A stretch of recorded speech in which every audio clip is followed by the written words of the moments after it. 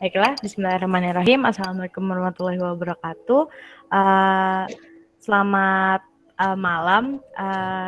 Perkenalkan, kami dari kelompok 3 dan saya merupakan salah satu perwakilannya.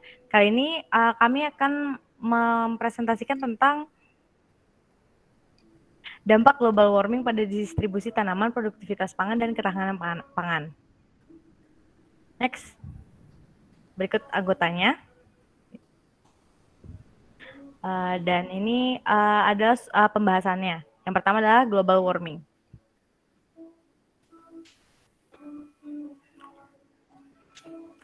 Apa itu global warming? Seperti yang kita tahu, jadi global warming itu adalah pemanasan global.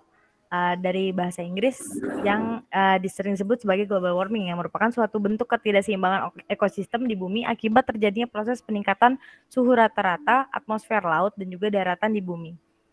Next. Sejak kapan global warming itu terjadi? Nah, persisnya itu tidak ada yang tahu, tapi sudah diperkirakan udah kurang lebih 100 tahun terakhir.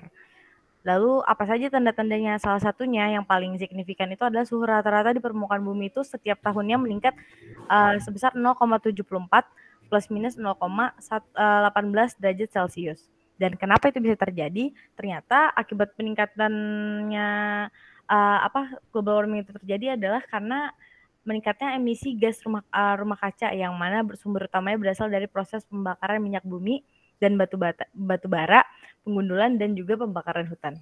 Selanjutnya akan dilanjutkan oleh rekan saya. Yang selanjutnya yaitu dampak global warming terhadap distribusi tanaman. Distribusi tanaman atau persebaran tanaman pada umumnya di wilayah Indonesia yaitu pada hutan tropika basah, bawahnya itu memiliki tinggi rata-rata mencapai ketinggian 50 meter atau ada yang 80 meter lebih, dan di bawahnya itu ada pohon tinggi yang tingginya itu kurang dari 50 atau 80 meter, dan di bawahnya banyak MPV dan liana atau tumbuhan pemanjat yang terjaring di antara ranting hutan dan berlapis-lapis. Nah, untuk distribusi lokal organisme itu sendiri secara 2 dimensi umumnya disebut dispersi, dan terdapat 3 pola dasar distribusi. Yang pertama yaitu pola acak, di mana pola acak adalah keadaan dari spesies tumbuhan pada suatu titik tidaklah mempengaruhi peluang adanya anggota populasi yang sama dari suatu tumbuhan di titik yang berdekatan. Dan sedangkan untuk pengelompokan, di mana keberadaan spesies tanaman pada suatu titik meningkatkan peluang adanya suatu individu yang sama pada suatu titik yang lainnya. Dan yang ketiga adalah teratur atau seragam, di mana keberadaan individu spesies suatu tumbuhan pada suatu titik menurunkan peluang adanya suatu individu yang sama pada suatu titik di sekitarnya. Dan selanjutnya dampak global warming terhadap distribusi tumbuhan itu secara tidak langsung sebelumnya itu mengakibatkan iklim mulai tidak stabil, peningkatan permukaan laut, dan suhu global cenderung meningkat. Dari beberapa dampak global warming tersebut akan memberikan efek kepada distribusi tumbuhan, yaitu tumbuhan akan mengubah arah pertumbuhannya mencari daerah baru karena habitat lamanya menjadi terlalu hangat atau kekurangan air. Akan tapi pembangunan manusia akan menghalangi perpindahan ini, sehingga beberapa tipe spesies yang tidak mampu bertahan akan berakibat kemusnahan.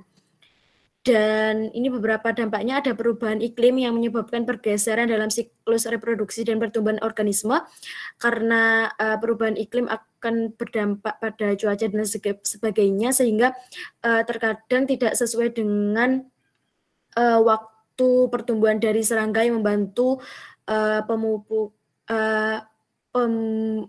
penyerbukan pada tumbuhan, sehingga akan mengganggu reproduksi pada tumbuhan. Selanjutnya ada penyusutan keragaman sumber daya genetik yang tidak mampu bertahan di cuaca yang lebih panas. Ini contohnya di peta Bali, bahwasanya warna hijau tua ini menunjukkan daerah yang bisa ditumbuhi padi, dan di sini di tahun 2009 ada pengurangan daerah yang dapat ditumbuhi padi. Selanjutnya akan dijelaskan rekan saya. Ya, yang ketiga yaitu dampak terhadap produktivitas tanaman. Next. Perubahan iklim yang ekstrim menyebabkan beberapa bencana akibat dari tidak meratanya distribusi hujan, sehingga mengakibatkan kekeringan yang panjang, banjir, dan tanah longsor.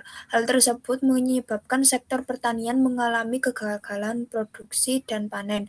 Di Indonesia, perubahan iklim yang dirasakan yaitu musim kemarau yang berkepanjangan dan musim hujan yang berlangsung lebih singkat namun intensitas hujannya sangat besar. Akibat dari permasalahan tersebut yaitu petani tidak dapat memprediksi musim tanam yang tepat dan penentuan tanaman yang tepat untuk ditanam. Next. Akibat ketidakpastian musim dan jangka waktunya menyebabkan beberapa penurunan produktivitas pertanian, yaitu pertama, kekeringan yang berkepanjangan dapat menurunkan produktivitas beras sebesar 30%. Yang kedua, peningkatan suhu udara dapat menyebabkan peningkatan transpirasi tanaman.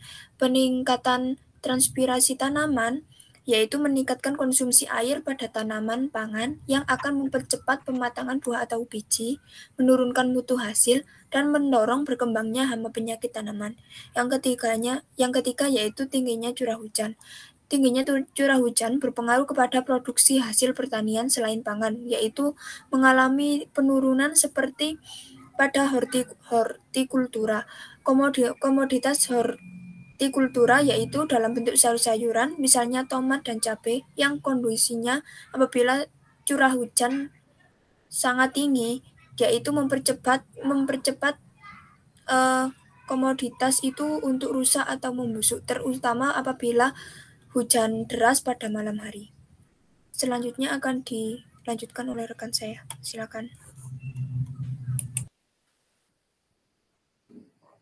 Oke, selanjutnya merupakan dampak terhadap ketahanan pangan. Apa itu ketahanan pangan? Ketahanan pangan merupakan suatu kondisi di mana terpenuhinya kebutuhan pangan bagi rumah tangga yang dapat dilihat dari tersedianya pangan yang cukup, baik dalam segi jumlah maupun mutu, lalu aman, merata, dan terjangkau. Lalu, apa pengaruh global warming terhadap sektor pangan? Sebagaimana yang diketahui, sektor produksi pangan merupakan sektor yang dikenal sebagai aktivitas ekonomi yang sangat banyak mengkonsumsi air. Namun, dikarenakan adanya global warming, yang menyebabkan perubahan pola curah hujan dan kenaikan suhu udara yang signifikan sehingga mengalami musim kemarau berkepanjangan yang menghasilkan berbagai dampak pada sektor pangan seperti kekeringan lahan sehingga menyebabkan gagal panen, lalu produksi dan produktivitas terganggu, dan kualitas hasil pangan yang menurun. Nah, hal-hal tersebut sangatlah berpengaruh terhadap ketahanan pangan di Indonesia seperti terjadinya kekurangan bahan-bahan pangan di berbagai daerah, lalu kualitas bahan pangan yang menurun, dan jika itu terjadi maka tidak dapat dipungkiri kemungkinan akan adanya lonjakan harga dari panganan tersebut. Oke, next. Nah, hal-hal apa yang dapat dilakukan untuk mengurangi dampak global warming terhadap ketahanan pangan, khususnya di bidang pertanian, yaitu ada perbaikan manajemen sistem irigasi, pengelolaan air dan rehabilitasi sumber-sumber air, lalu penerapan teknologi mitigasi untuk mengurangi emisi karbon, penggunaan varietas unggul tahan kekeringan, rendaman, dan salinitas, lalu mengembangkan berbagai jenis pupuk alternatif seperti